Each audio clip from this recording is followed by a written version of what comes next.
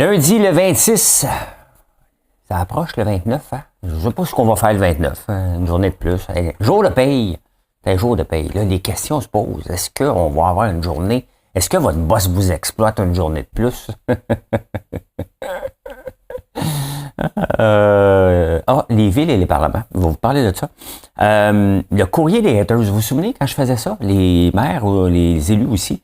Une vidéo de 2019 de Joe Biden. Je ne vous la montrerai pas, mais on va en parler. Le profit des grandes chaînes. Ils font des profits, mais comment? On va en parler. Berkshire Hathaway, 97 milliards de profits. Ça, c'est Warren Buffett. Et une autre affaire chez Vedette. Une autre affaire qu'il va falloir que vous faisiez, tabarnouche.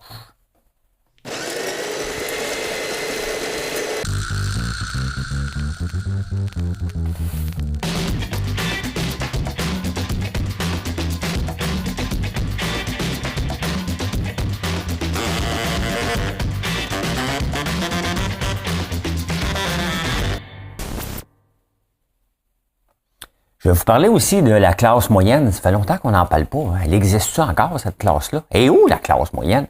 Elle est où, la classe? Elle est où? Elle est où? Tantôt, je vais vous mettre une chanson dans la tête. Vous pouvez arrêter le show tout de suite. Moi, j'ai pas les bonnes paroles. Je vais pas checker les paroles. Je vais juste vous donner l'air. Hein? Écoutez, on j'ai le droit de parler de moi un peu. C'est quand même, en prenant votre café avec François Lambert, on commence ça tout de suite. Le palmarès des influenceurs est sorti. Bon, c'est plus qui suit les influenceurs, là. Les 65 meilleurs influenceurs sur l'argent au Québec. Bon, le monde va dire, il n'est pas le meilleur, il est juste le premier. Écoutez, c'est parce qu'on passe ça. Que vous cherchiez à vous inspirer au quotidien, augmenter votre littératie financière ou simplement à suivre l'actualité économique, voici notre liste des meilleurs influenceurs qui parlent d'argent au Québec. Oh! François Lambert est numéro 1. 330 474 abonnés sur toutes mes chaînes, quand même. Hein? Pierre-Yves McSween, 256 000. Luc Poirier, 171 000. Gérald Filion. Corey Albert, quand même. Hein? Il est là. Nicolas Duvernois. Serge, Yvan Cournoyer, Paul Joueur. Dominique Fraser. Martine. Ray Jr. Kim Auclair. Carman Kong. Olivier Lambert. Ça fait longtemps que je ne l'ai pas vu, lui. Julien Brault, c'est lui qui fait ça ici. Voilà. On part à ça. Oui, on part. Narcissique qui parle de lui. Mais non, mais 330 474 au total. Bien entendu, vous me suivez sur plusieurs réseaux, mais je ne dois pas tout le temps dire des niaiseries. Hein? Je ne dois pas tout le temps dire des fois, là, mais j'aime ça parler de finances, j'aime ça parler d'entrepreneuriat, puis de toutes sortes d'autres sujets connexes. Vous vous souvenez quand je lisais les mauvais commentaires, le courrier des haters, hein? Les élus le font. Hein? Puis pourquoi j'avais fait ça, justement? Parce que vous étiez méchants avec moi. J'avais beaucoup de méchants commentaires, tout le temps. Fait que j'avais décidé de vous mettre le nez dans votre... Patrick Janotte. votre caca. Hein? Il écrit... Ça, c'était au printemps. L'eau était froide quand même. Hein? Je l'ai sauté dedans avant. Là. Vous pouvez aller le voir. J'ai ça sur YouTube. Vous avez juste à taper courrier des haters sur Google. Vous allez voir, il y en a un paquet. J'ai eu bien du fun à faire ça. Et le but, c'était justement de rire de vous autres. Mais les élus le font aussi parce qu'ils ont beaucoup de mauvais commentaires. Puis à un moment donné, il faut que tu vires ça en dérision. Et c'est à partir de ce moment-là que la vague tournée dans mon cas, que vous avez reconnu la vraie personne. C'est drôle parce que hier, sur X, il y a quelqu'un qui me dit, vous me voyez entaillé dans le bois, je vous le raconte. Puis il me dit, OK, je savais pas vraiment que tu étais vraiment un gars de bois, un gars de ferme. Tu sais, vous pensez que je suis juste un gars qui de ville et bourgeois d'Outremont. Là. Ben non, je suis un gars de campagne aussi. Est-ce que je travaille trop dans le bois? Ben oui, mais j'ai pas personne, puis je veux que ça soit fait comme il faut. Si tu veux que les choses soient faites comme il faut à un moment donné, c'est pas une question de pas déléguer. C'est une question que trouver quelqu'un de bon pour entailler, c'est tough. Donc, oui, fait que c'est ça. Hein? Ça vaut la peine des fois de leur dire en pleine face, mais il faut le trouver la twist. Moi, j'avais trouvé le courrier des haters. Beaucoup de nouvelles sur l'Ukraine en fin de semaine. Justin Trudeau il était là-bas, fait une visite surprise. On a donné au total 23 millions à l'Ukraine. Et l'Ukraine a dit, nous autres, on n'a pas de plan B, on y va all-in. J'ai un problème avec ça.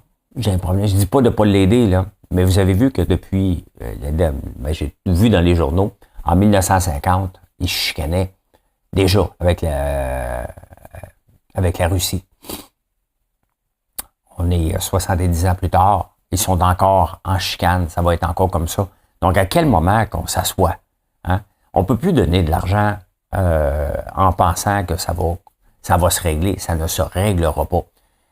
On a déjà le temps où il faut cotiser à 2%.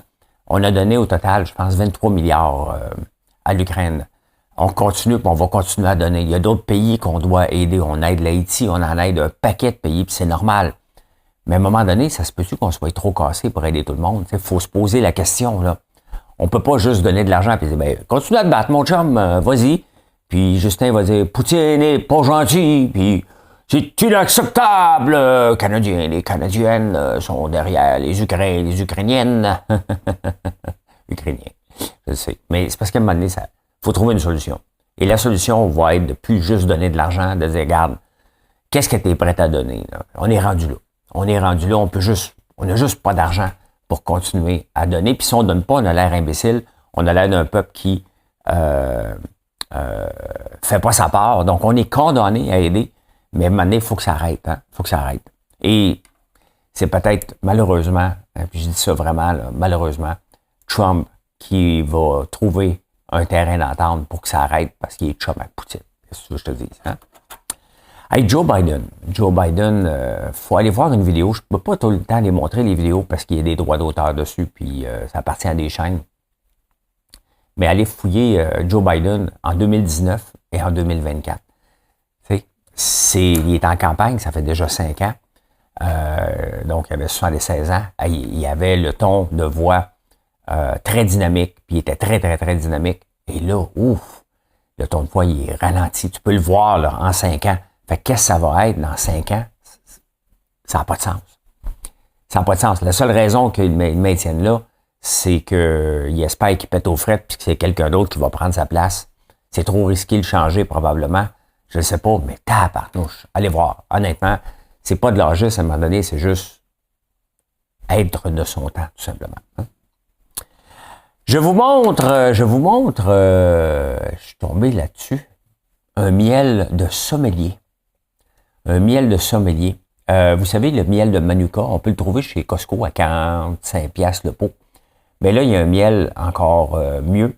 Il y a seulement 888 bouteilles qui est sorti. Le miel, vous pouvez le trouver sur australianrare.com. Un miel qui vaut 1100$. C'est un miel qui est ramassé de différents producteurs et entre autres de plantes qui poussent très rarement et que c'est presque un médicament, là, tu sais, mais même un médicament à 1000$. La bouteille est belle.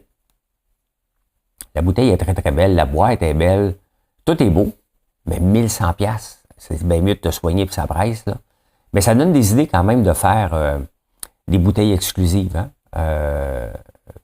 Pas pour vendre du miel à 100$, là, à 1000$, là. Mais regardez, des fois, le miel, ça se donne aussi en cadeau. Et on fait du miel d'exception, nous autres aussi, je considère. Le miel de tournesol est particulièrement très, très bon. Donc, ça coûte cher faire des boîtes comme ça. Des bouteilles aussi. Mais ça serait peut-être intéressant pour certaines cuvées de faire ça. Ça m'inspire, mais pas pour le vendre à 1100$. Là, hein? On se calme, elle pompon. On s'en calme, elle pompon. Hein? Hey, Neuralink, vous savez, Elon Musk, il est dans différentes compagnies. Starlink, d'ailleurs, mon antenne est sur le toit, mais elle ne sert à rien. Si tu veux avoir un Starlink, tu ne vas pas acheter l'antenne, viens chercher sur le toit. Avec ton échelle. Okay, je ne te fournis rien. C'est une blague. Je vais le garder parce que, qui sait, hein? Si j'ai des mini-maisons à un moment donné, on va garder l'antenne. Là. Mais Neuralink, c'est à lui aussi. Et ils ont implanté dernièrement une puce. Ils n'ont pas dit à qui, qu'est-ce qui souffrait, mais une puce dans la tête de quelqu'un avec 64 fils, que ce soit plugué avec un robot, inséré un peu partout. Ils sont capables de lire nos pensées. Donc, après un mois, la personne est capable de déplacer une souris avec la pensée. Donc, imaginez-vous, comme Stephen Hawking qui avait de la misère à écrire, ces gens-là, comment ils pourraient vraiment communiquer avec nous d'une façon, c'est vraiment une avancée exceptionnelle. On n'est pas à veille d'avoir ça tout le monde, là. C'est pas vrai qu'à la naissance, là, on va nous insérer une puce, là. Capotez pas, là, ceux qui sont dans le convoi de la liberté, là.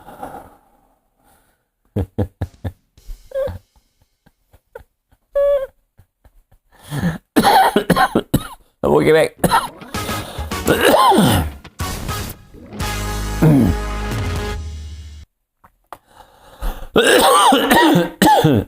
Me fait rire. Je suis mon propre public. Je me demandais, tu sais, puis j'ai jamais... Quand j'ai eu une bulle au cerveau l'autre jour, puis que j'ai dit que j'étais pour me présenter maire, j'ai dit que j'étais pour me présenter avec une équipe, ce que la mairesse de Gatineau a fait, hein, elle était indépendante, un peu comme Millier Ravé aussi en Argentine. J'avais dit, moi, je ne me présente pas avec une équipe, puis équipe Lambert, puis parti d'opposition. Et j'ai jamais compris pourquoi il y a un parti d'opposition dans les grandes villes. C'est pas un parlement. Hein? Mais c'est instauré en 1974, ça. Et on peut le voir comment ça marche pas parce que c'est toujours de critiquer.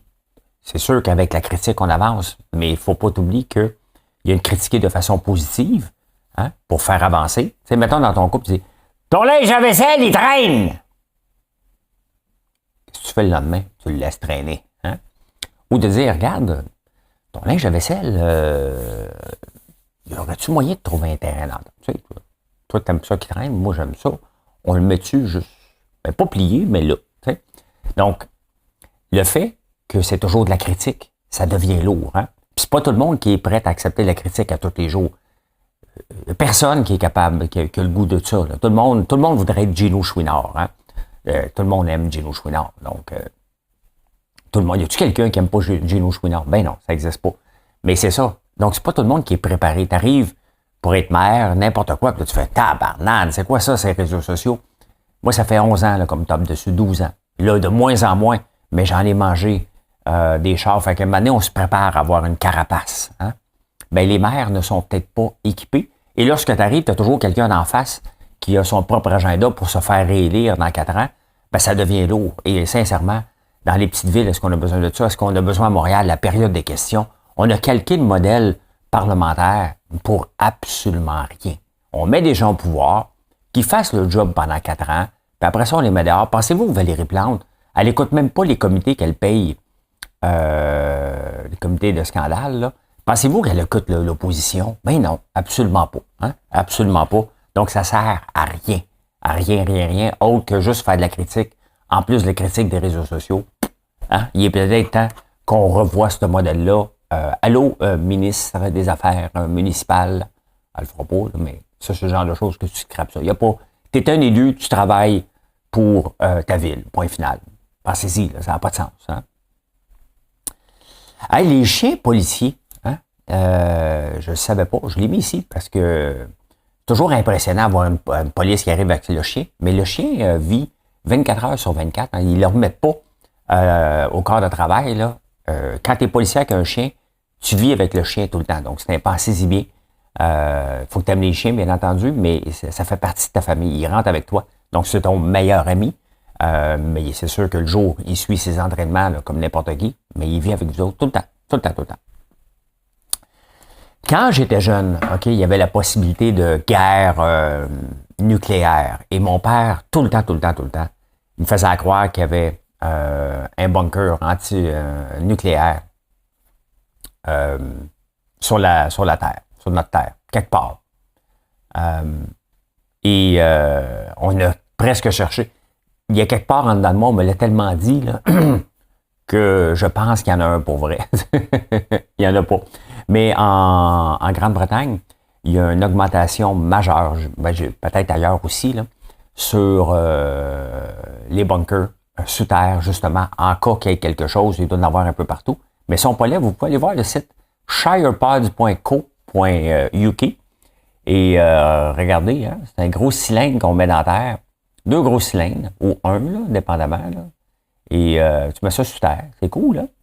Puis, ça s'appelle Shire Pods. Vous allez le trouver en le googlant. Ceux qui peuvent voir l'image, là, que vous n'êtes pas en podcast, là, c'est assez intéressant. C'est rond, c'est comme une grosse calvette, là, hein? Puis tu es là-dedans. Donc, ça peut coûter le plus luxueux.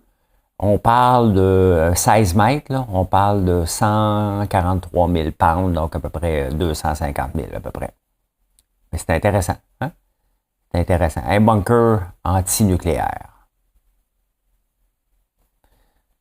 On va faire ça au lieu d'avoir des mini-maisons. Tu sais. Je peux pas avoir des mini-maisons, je peux avoir des bunkers. On met ça en dessous de la terre. Hein? Mettre ça en dessous de la terre. On s'en va à tomber sur la tête.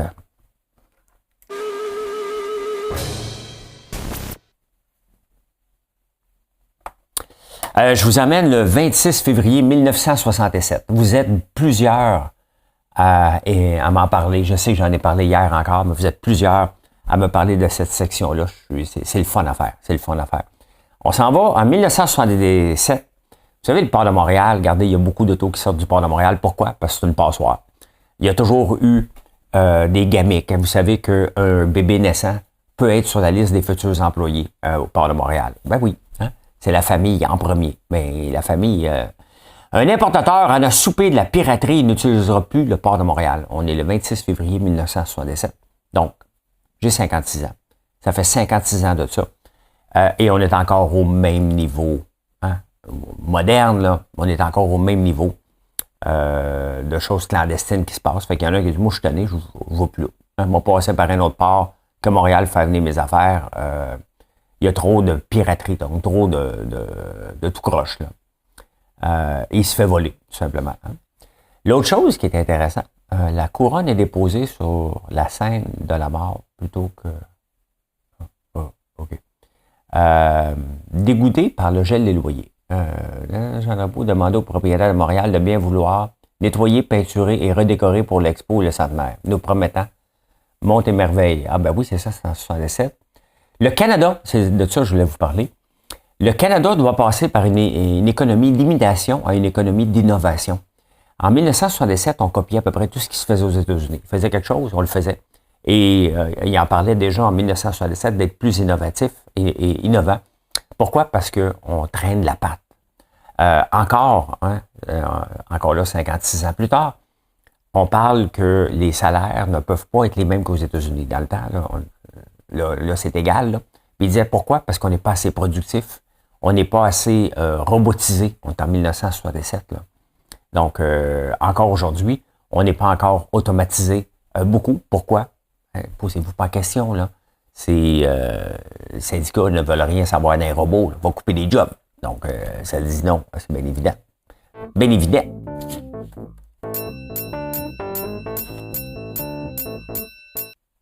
C'est évident, c'est évident. Hein? Savez-vous qui disait ça? Le profit des grandes chaînes, j'ai beaucoup de graphiques, mais je suis capable de les expliquer. Le profit des grandes chaînes, ici, ça vient de Food Processor Sylvain Charlebois, que j'aime bien suivre. Les marges des supermarchés Métro, Loblaws et tout le monde, là, ça n'a pas changé en 5 ans. Même les same store food sale growth has been below. Donc, les ventes pareilles ont été même en bas de l'inflation depuis 5 ans. Donc, on tape dessus, puis ils sont obligés d'aller en comité. Vous faites des profits, ma gang, mais c'est pas avec la bouffe qu'ils font des profits. C'est avec les pharmacies et les autres produits dérivés. Pourquoi vous pensez que les grandes chaînes ont une place de chaudron, de linge et tout ça? Parce qu'ils peuvent avoir des marges qui sont meilleures, qui nous permettent d'avoir des prix meilleurs de bouffe. Donc, ça n'a pas changé. Fait que quand on regarde ça, on leur tape dessus, il faut regarder dans l'ensemble. Hein? Il faut regarder dans l'ensemble et non pas juste « ma gang, vous faites des profits ». Ben oui, ils sont là pour faire des profits, mais ils en font presque pas dans la bouffe, ils se reprennent ailleurs, justement. Donc, quand on leur squeeze la bouffe encore plus, dites-vous que des fournisseurs comme nous se font squeezer encore plus. Encore plus. Donc, c'est des vases communicants. Là. Ils ne couperont pas, eux autres, ils vont juste squeezer en bas, mais leur grosse marge vient d'ailleurs. Hein? Et la France, je suis tombé sur un article intéressant. La France, on n'a toujours pas de pétrole, mais maintenant, on a du gaz vert. En France, il y a des idées, ça. On en a, nous, en France. On pense encore à toi, au Boana. Dites-moi tout ce qu'il y a, on en a. En France, il y a des idées, ça. On en a, nous, en France. C'est Michel Sardou. Mais il n'y a pas de pétrole en France, hein, c'est vrai. Il pense pas. La majorité de son pétrole, depuis longtemps, vient du Kazakhstan. L'autre 22% du pétrole vient des États-Unis. Ben, il y a une augmentation, de 37% des exportations des États-Unis depuis le début de la COVID. Donc, la France, elle veut se diversifier et elle prend son pétrole maintenant des États-Unis. Pas du Canada. On peut pas. Hein? On peut pas. La France en a pas. Donc, on veut bien se débarrasser du pétrole, mais il l'achète du Kazakhstan. Il en achetait de la Russie, il en achète plus de la Russie. Donc, ils ont besoin du pétrole. Ils en ont pas. Il y en a des pays comme ça qui en ont pas. Hein? Donc, au lieu de dire non à toutes, hein, les oléoducs, on aurait pu vendre du pétrole en France. Mais c'est les États-Unis qui en profitent. Tout simplement. Donc, c'est ça. Hein? Quand on dit non à des choses pour dire non, il faut sortir du pétrole, il faut peut-être sortir du pétrole, mais on n'est pas à veille de sortir du pétrole. Donc, ça, c'est des opportunités manquées. On est un pays pauvre. Quand tu es pauvre, tu trouves des solutions. Hein? Donc, les solutions, j'espère qu'avec Trans Mountain, on va être capable d'en exporter beaucoup par l'autre bord, mais quand même, on se tire dans le pied parce que les États-Unis, eux autres, ils en sortent en tabarnouche. Puis non seulement, ils en font, ils nous en vendent du gaz de schiste en plus. Hein? La classe moyenne, on n'en parle plus. Hein? La classe moyenne, c'est vous, c'est nous, c'est tout le monde. Vous allez me dire, je ne fais pas partie de la classe moyenne, mais bon, je me comporte comme, c'est comme ça. La classe moyenne souffre le plus de l'inflation, souffre le plus de l'augmentation des taux d'intérêt. Et les premiers ministres, les gouvernements veulent satisfaire la classe moyenne, qui est la plus grande classe. Hein? Mais maintenant, ils ont tellement donné de cadeaux qu'ils sont obligés de la squeezer. Tu sais, on a deux budgets qui s'en viennent, là, au provincial et au fédéral. Il va y avoir des augmentations de quelque chose. Là. On est ben trop dans le trou financièrement. Donc, on va squeezer encore plus la classe moyenne, qui est la transmission de l'économie. Hein. C'est elle qui fait rouler l'économie, la classe moyenne, et on s'en occupe plus pantoute. On n'a plus les moyens de s'occuper du moteur de l'économie. C'est quand même quelque chose. Hein? Quand même quelque chose. Quelque chose de pas populaire, hein? Je vais vous en parler, mais les fonds islamiques. On n'a pas ça ici, mais les fonds islamiques n'investissent pas dans les un peu comme les fonds environnementaux ou les fonds à conscience sociale, si on veut, là. Ben, ils n'investissent pas dans le gambling, ils n'investissent pas dans ce qui est trop risqué. Mais HSBC a un fonds islamique qui est très intéressant. Je parle souvent de différents fonds ici. Au lieu d'essayer de battre le marché, au lieu d'essayer d'acheter une action, mettons comme Nvidia qui a explosé, tout le monde aurait aimé ça l'avoir en 99 puis l'avoir encore à 35 000 % d'augmentation. Mais regardez, un des fonds islamiques, donc basés sur les valeurs islamiques, a rapporté depuis 5 ans 114 %. Quand même, hein? Ça veut dire qu'il y a 5 ans, tu mettais 1000 $. Aujourd'hui, ça en faut 2030, 2300. Quand même, c'est énorme. Là. Donc, l'année passée, 30 %. Je vous rappelle que la Caisse de dépôt a rapporté du 7 %. Je ne dis pas de faire ça. Mais la façon qu'ils investissent leur argent dans l'immobilier, dans les placements privés versus la bourse, la Caisse de dépôt, se tire dans le pied. Il va falloir qu'ils revoient ça parce que eux autres, ils se donnent un indice de référence. Nous autres, là, c'est 7,3 qu'on a. OK, parfait. On a eu 7,2, on se verse des bonus. Non, ça ne marche pas comme ça. L'ensemble des gens, avec différentes stratégies de placement, ont battu le marché. La Caisse de dépôt se doit de battre le S&P 500. Je ne dis pas de faire le S&P 500. Ces gens-là, ils ont une équipe de millionnaires, de beaucoup de gens qui travaillent là-dedans, sont supposés être des top guns puis trouver des solutions. Mais regardez, en se basant sur certaines façons de faire des placements, comme les fonds islamiques, pourquoi pas? Quand même, 114 % sur 5 ans, c'est énorme, là. C'est énorme. Et Berkshire Hathaway, ça c'est énorme en tabarnouche. Hein? Warren Buffett, avec son compatriote Munger, Charlie Munger, qui est décédé à l'âge de 99 ans. Warren Buffett, c'est un jeune, 93 ans. Vous voyez, comme lui, il ne fait pas son âge. Biden, il le fait, hein? Tout simplement. Il a écrit sa lettre en fin de semaine. Et Ben, il attend des placements. Hein? Ça a bien été en 2024 pour Berkshire Hathaway. 97 milliards, quand même, de profit. C'est énorme. Il y a 2 placements là-dedans que j'ai lus particulièrement. Qu'est-ce qu'il va faire avec American Express et Coke? C'est 2 placements que j'ai aussi. Et Coca-Cola, j'en ai quand même beaucoup. Il a dit, ça, là, c'est des stocks à détenir indéfiniment. Tu le maintiens. Ils augmentent leurs dividendes à chaque année. Et bingo, c'est un monnaie. Il avait mis 700 millions en 94, je pense, Warren Buffett, dans Coca-Cola. Et aujourd'hui, ça y rapporte plus de 350 millions annuellement en dividendes. Donc, à chaque 2 ans, il récupère son argent qu'il a fait dès le début. Donc, pourquoi se débarrasser? Puis, de toute façon, il en boit du coke, Mr. Buffett. On va aux insolites.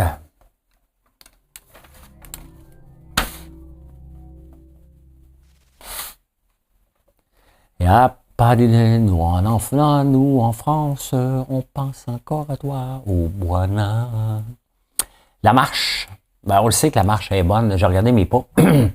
Vendredi, j'ai fait 14 000 pas. Samedi, 16 000 pas. Bon, c'est beaucoup parce que je suis dans le bois, mais imaginez-vous, je marche dans le bois avec un équipement à peu près de 50 livres, beaucoup de stock sur mon dos. Ça fait dépenser beaucoup d'énergie. C'est bon. C'est bon pour le cœur. La santé, la marche, tout le monde peut en faire, à peu près. Hein? Dans les journaux, on voit qui devrait nous donner l'exemple premier. Hein? Ce sont nos ministres, tout simplement. On parle d'auto électrique, on les voit se promener dans leur limousine électrique, bien entendu. On ne parle que des voitures électriques et comment c'est bon, puis tout ça. Alors que, premier geste qu'ils devraient nous montrer, c'est qu'ils marchent. Si tu veux donner l'exemple à un peuple, ça part des élus, ça part des gens. On devrait les voir marcher, tout simplement. Ça aide à nous éloigner de l'hôpital, tout simplement. Donc, peut-être un geste à changer, mais moi, j'essaie. Je cours moins en l'hiver, mais je marche beaucoup. J'y pense. OK, c'est le temps d'aller marcher, c'est le temps de bouger. Je vais aller chercher Gaël avec Marilyn, va sortir de la maison. On a tendance à rester assis pas mal trop souvent, puis moi aussi, tout simplement. Là. Donc, à y penser. Hein? Une autre affaire chez Vedette. Une autre affaire chez Vedette. Parce que, tu sais, lorsque les vedettes font le tapis rouge, puis ils gagnent un trophée, puis ils montent, hein, on leur regarde pas toujours la face pour voir si on a l'air des duckface, hein, ou les lèvres trop étirées. Là. Non, on regarde les mains. Donc, maintenant, il y a une nouvelle chirurgie de rajeunissement des mains. Enfin, on est rendu là. Hein. On a travaillé à la face, on a travaillé les boobies. Et là, maintenant, on travaille les mains. Des fois, je remarque, je dis, OK, j'ai une peau d'un gars de 56 ans. Hein? Ben oui, ça m'a amené à ratatine, tout simplement. Les maudits Gen Z et les millennials, hein? C'est la génération qui ghost le plus. Ghoster, ça veut dire que, mettons, on est sur Tinder, on se texte, hein? Puis là, à un moment donné, pouf, plus de nouvelles, disparu, flushé. Ils donnent plus de raison de pas y aller, ils donnent pas de raison de continuer ou pas continuer, ils sont disparus. Ça vient avec cette génération-là. Sauf que, ils ont pris Tinder puis ils l'ont mis dans le marché du travail. Et pourquoi vous pensez que les restaurateurs aussi capotent avec les no-shows? Ben, il y a une nouvelle génération qui s'en balance pas mal. Les no-shows, c'est pas juste les jeunes, là, mais les jeunes se balancent pas mal d'une entrevue. Si ça fait pas leur affaire, eux autres, ils vont pas. Pantoute, ou ils donnent pas de nouvelles. Donc, c'est 79% des gens qui cherchaient un emploi ont jamais, un moment donné, après avoir contacté l'entreprise, échangé, un moment donné, ils disparaissent complètement. Complètement. Donc, 79% des Gen Z et les millennials. Ben, ça prend toujours une génération pour blâmer. Ben voilà, c'est fait. Hein? Et je peux dire ceci. Mission accomplished. Merci d'être là. Je vous souhaite une excellente journée. Puis venez nous voir sur françoislambert.one. Puis dites-vous, hein, vous n'êtes pas abonné. Faites comme 334 000 personnes. Hein? Faites-moi monter ça pour qu'on monte à 400 000 l'année prochaine. Qui sait? Hein? Bye, bonne journée.